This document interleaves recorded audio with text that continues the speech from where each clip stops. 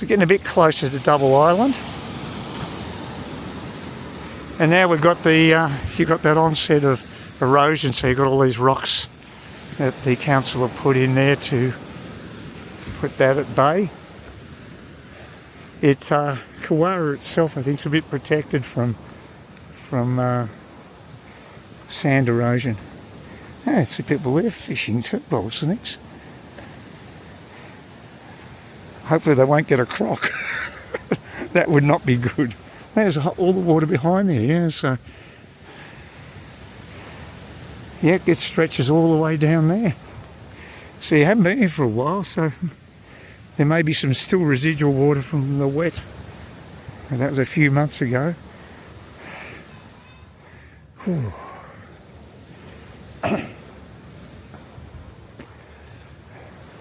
Yeah, this is pretty well what I expected with people. It's not super crowded, but a fairly constant stream of people here. And like I say, here's the erosion abating rocks all along there. I also looked this up, and looked up a couple of places along Arlington Esplanade, which we're heading into now, and they're accommodation places. So, you know, like 4-star accommodation. It's a fairly upmarket area, and yeah, a couple of these big houses are used for business. They certainly do that in Kawara as well. There's a few of the large properties that they rent out, Airbnb or whatever other platform they're using. But yeah, I saw these ones listed today. I checked out the map, and yeah, a couple of these places are now commercial residential properties. I might go as far as the little there's some steps up here that go over the rocks, so you can get access to the oh, there you go, the inevitable electric scooter rider. I've only seen one of them this morning, surprising in a way. Yeah, there's a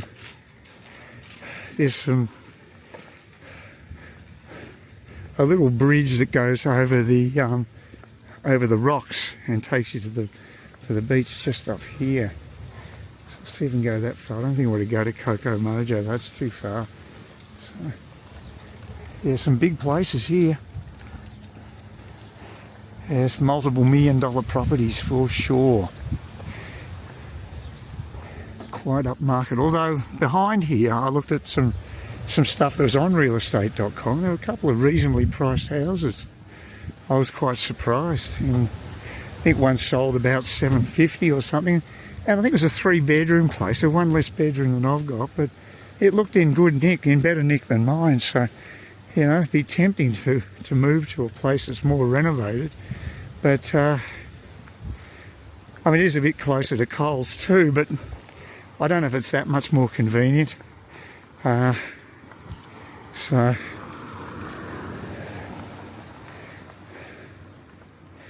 yeah, 13. Good or bad luck, I wonder.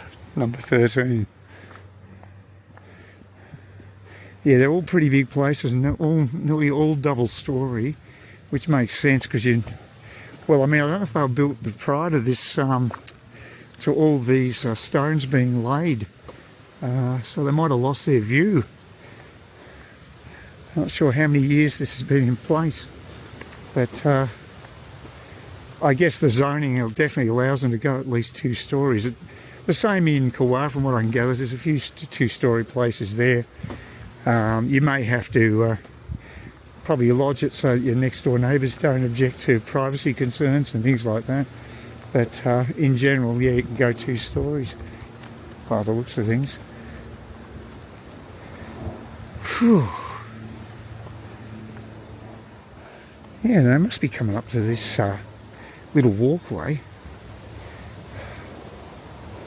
Oh, it's good to stretch. Actually, the shoes aren't killing me. They're tight, but they're okay. And like I say, people complaining about the rear of the foot being scraped, but I can't feel that. It's not too bad. Now that's the little bridge there.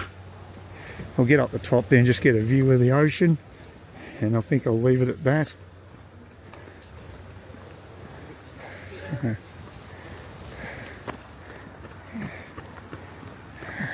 right.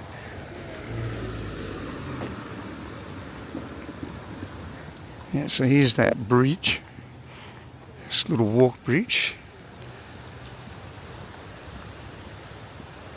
Just go up to the platform, have a squeeze, and he gets wines all around there. If I got myself a decent e-bike, I'd probably come up this way a lot more, but not with the current one I've got. I've really got to put it in marketplace to sell. So there you go, get quite a decent view from up here.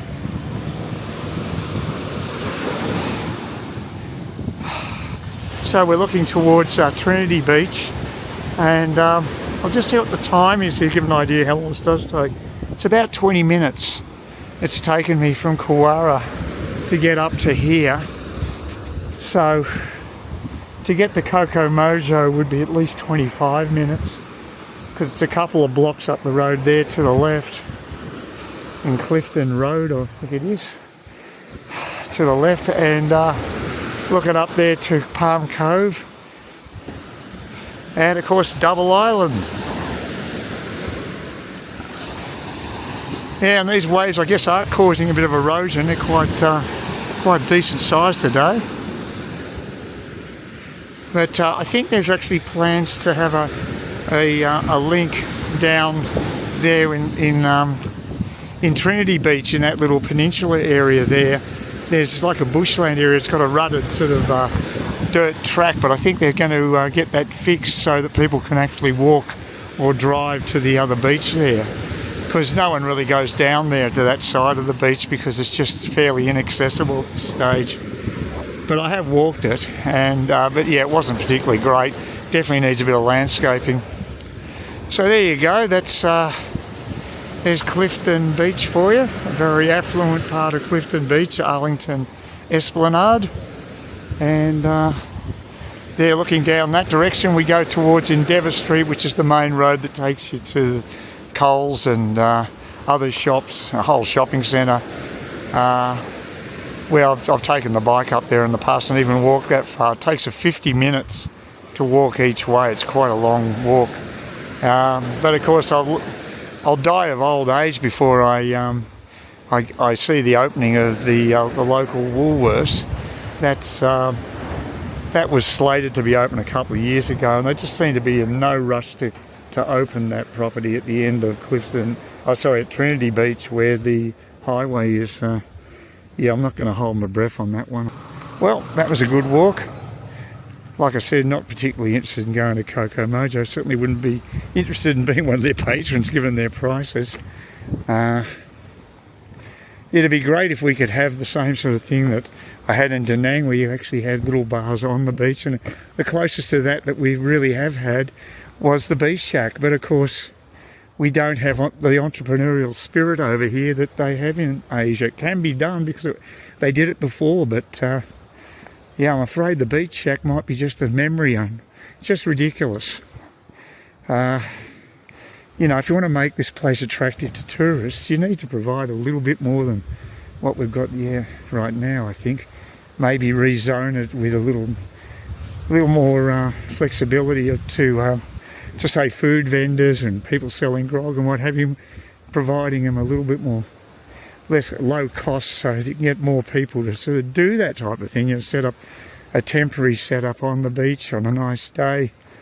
That would be great, but I don't know about how the people in Kawara would feel, because it is a locals beach, so they certainly wouldn't want a big development, and I totally agree with that, but a boutique one maybe.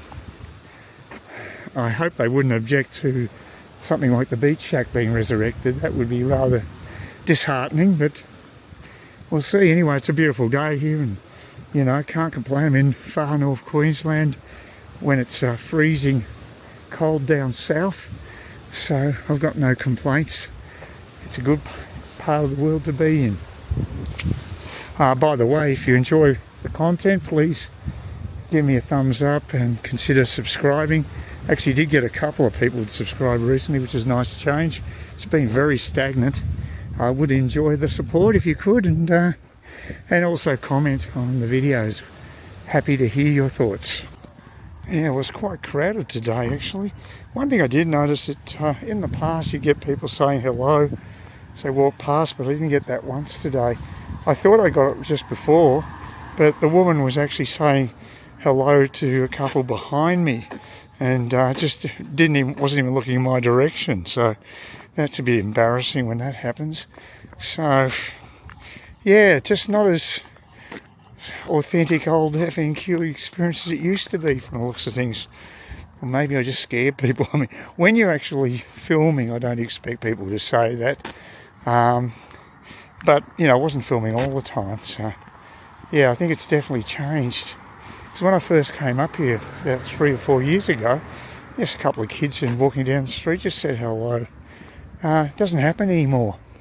Definitely seems to be changing. Couldn't be just because of the bridge, surely.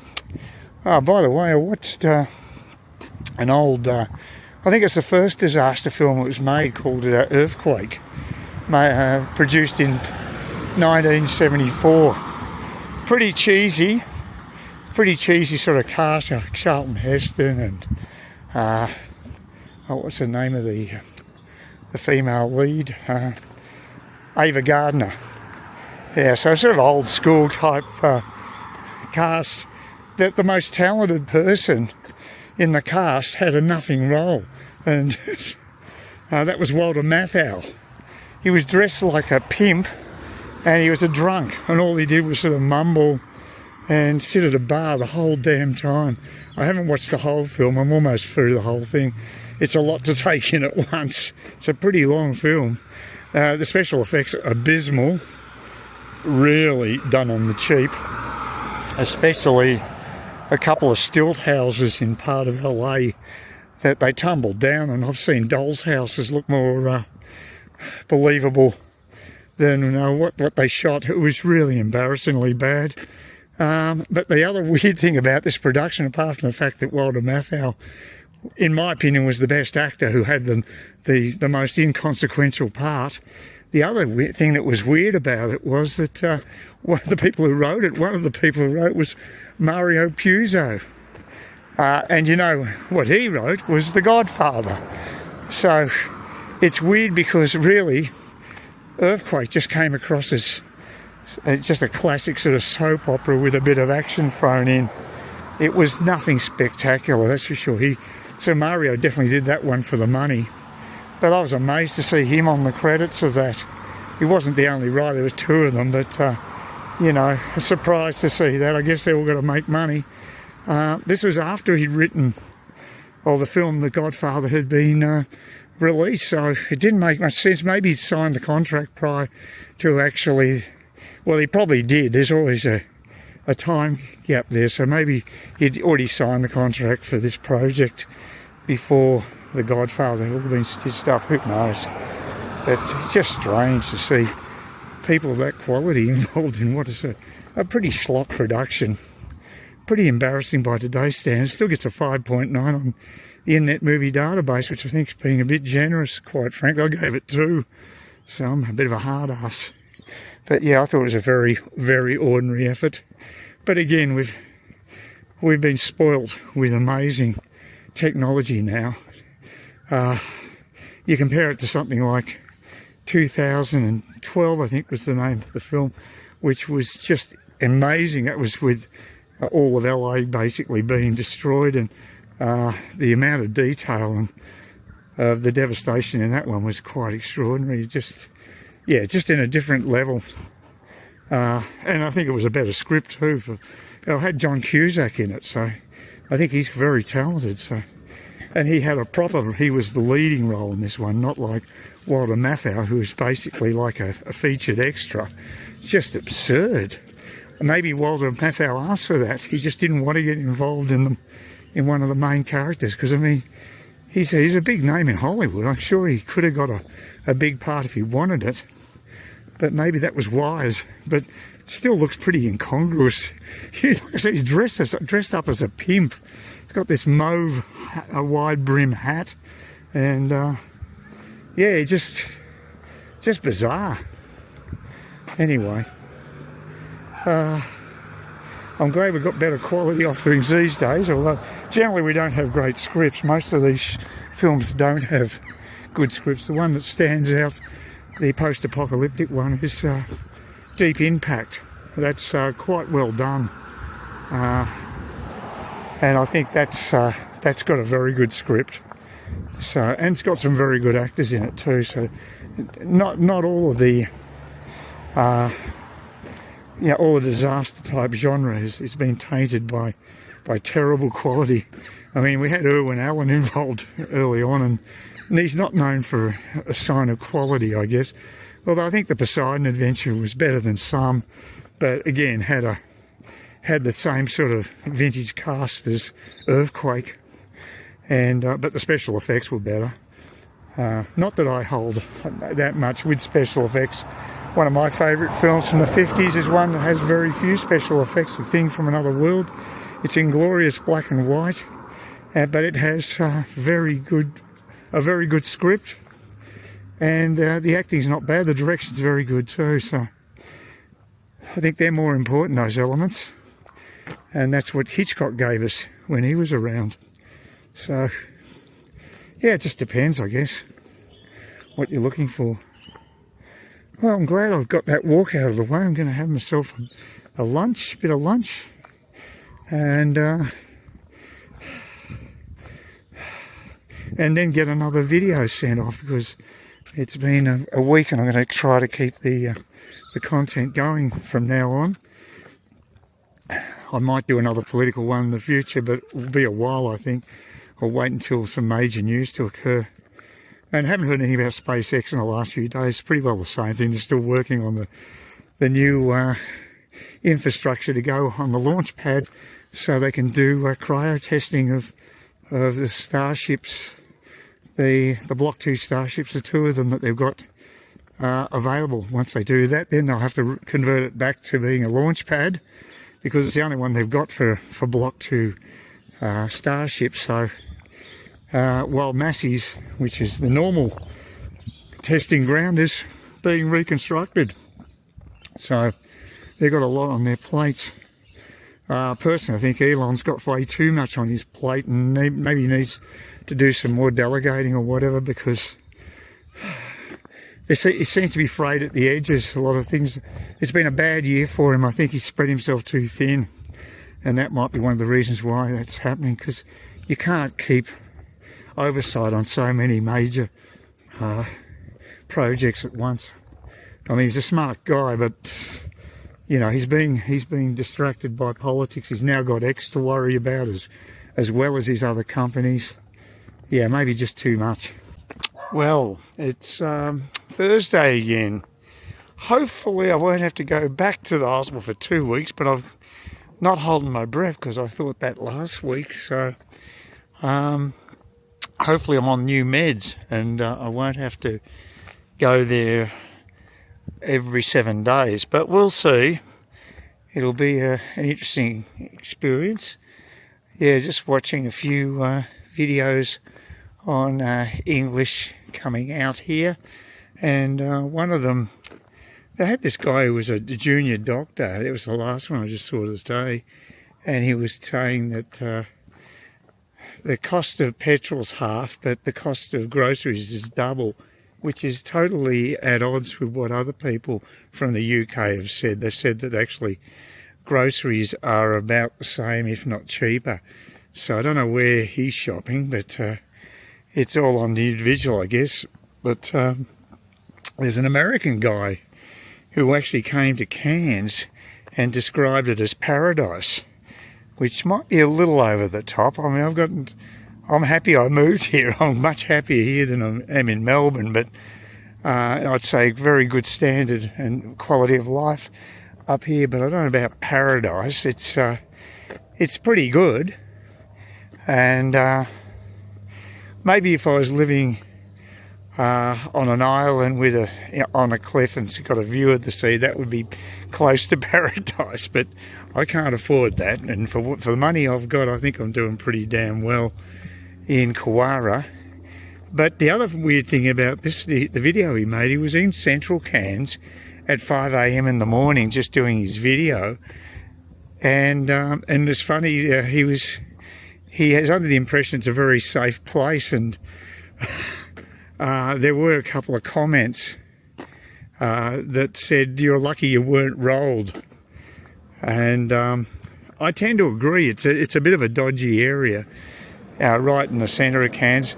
But like, maybe all the drunks and the junkies weren't around at that time, so it didn't matter. But just interesting perception. The thing is, these YouTubers might say all these glowing things because they know that being super positive can get you lots of clicks. You don't be a misery guts. It generally doesn't go down particularly well. So you find a lot of the videos are very positive. And what I say is what I genuinely believe, and it's the rough with the smooth. It's definitely more smooth than rough, that's for sure. And but I'm not going to sort of glaze over the fact we have a particularly challenging summer. Although Sid, who is from England originally, but he's lived down at the Sunshine Coast, he's acclimatised a bit better than me. He didn't find last summer that challenging, so he's doing really well. So again, an individual basis, I guess. But it's quite a nice day today. It's actually 20 past 11, and it's warmish, if anything. So it's all totally changed to one of my trips I had a few weeks back when I wore the wind cheater. It doesn't feel like winter now, and as you can see, there's plenty of sun. It was quite a nice day yesterday too, actually, and I'm just hoping that my passion fruit plants keep going gangbusters, because they're, when it comes to actual just growth, they're doing really well. Now, whether they're going to produce fruit, that's the other big question. I think that's the bus coming now, so that's pretty well on time. Yep, that's good. Yeah, so the other... I'll make a couple of confessions of what an absolute idiot I can be at times. I actually ordered a new belt because the buckle actually broke on my old one a few weeks back. And I got a 36-inch one, which is 91 centimetres. And I thought, well, that's my waist size, so that'll be fine. Then I tried threading it through my the belt buckles, the belt hoops on my shorts. It wouldn't come anywhere near the buckle again. It was actually short, I don't know, another at least 10 centimetres or more.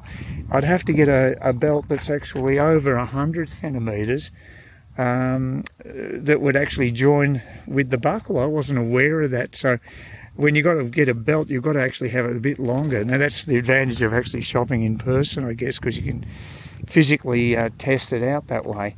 And it's a shame because it's quite a good quality belt too.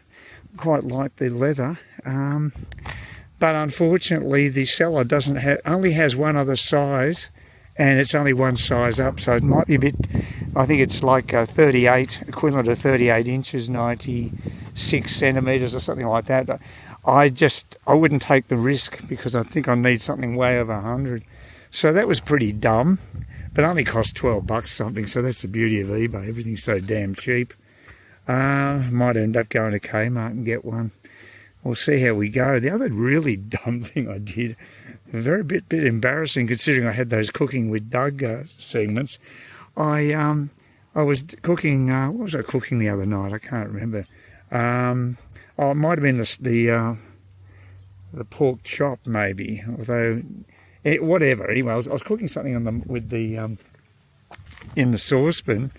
And I was wondering, why the hell isn't this heating up? The beef rendang. Yeah, I had a big pot of beef rendang, and I was thinking, why isn't this starting to simmer? When I had first off, I just sautéed olive oil, the cut beef, the beef cubes in olive oil, and it just wasn't browning up. And then I realised that I'd pushed the button for the burner behind that pot, and that was going full bore, and the one that it actually was over hadn't been activated. So what an idiot I was. So yeah, maybe I need a carer. I think I'm going senile, but it only delayed me about 5 minutes or so. But that was a pretty dumb mistake. So true confessions from a resident in Kinetic Beach, Cairns. Well, the bus service is absolute crap today. I've been waiting over 20 minutes. I should have been just caught the 111 when I got to the bus stop, but it didn't show. And there's been 2 other buses that also took about quarter hour to get here, neither one of them for me. So it's been really bad. At least I've got 2 weeks before my next bus trip, thank God. Oh, this is not good. I don't know why it's taking so long. They obviously just cancelled the 111, so it's still, the next one should be here fairly soon, hopefully. So begins the long wait for the 111 bus. I doubt whether I'll be lucky like I was last time and it'll turn up in a minute's time. So doubt that very much. The one good thing about doing this is that I won't get all the school kids. Most of them would have disembarked before they get up to here. So it might be I'm going to have to wait 25 minutes for the bus at the hospital. It's ridiculous. So I might be up for another long wait here. We'll see. Just feel a bit lazy. Just don't feel like doing what that kid did. Just ran across the road.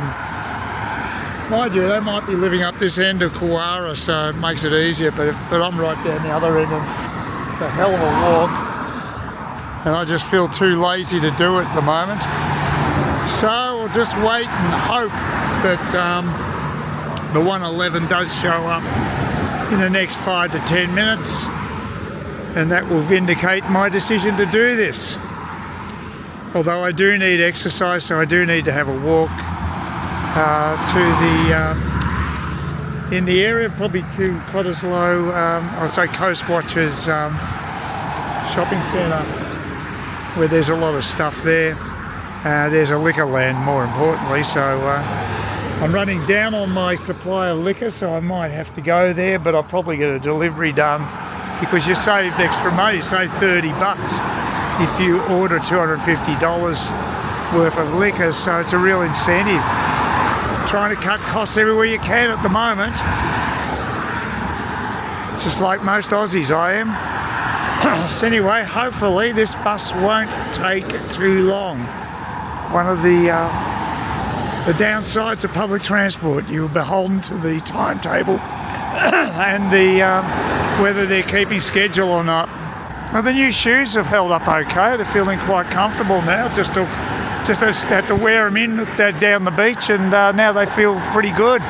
So that was a decent purchase on eBay. So I didn't make an absolute goose of myself. Did with the belt, but not with the shoes.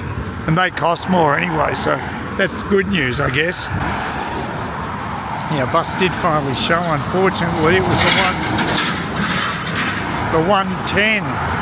So I'm looking for the 111, and that's obviously running really late. So hopefully we'll be here soon. Someone got off the bus. Looks like they're going to get it too. Doing the same thing I was trying to do, but they'll make a better connection than I have. And they've had to wait so long for buses today. So it's been over an hour and just waiting. It's really becoming a drag. Glad I have to do this every 2 weeks now. That's good. It also ends a horrendous day on the buses. What gets me is that the one when I got out of the hospital, it was just about a minute after the bus was due at the hospital stop, which normally would mean you'd have plenty of time to catch it, because generally they'd be around 5 minutes late.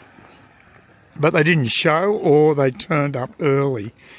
And if they, because if they were on time, I would have seen it pulling out from the main road, but I didn't. So I reckon either they were a no-show or they turned up early, either of which is not ideal. So not overly impressed.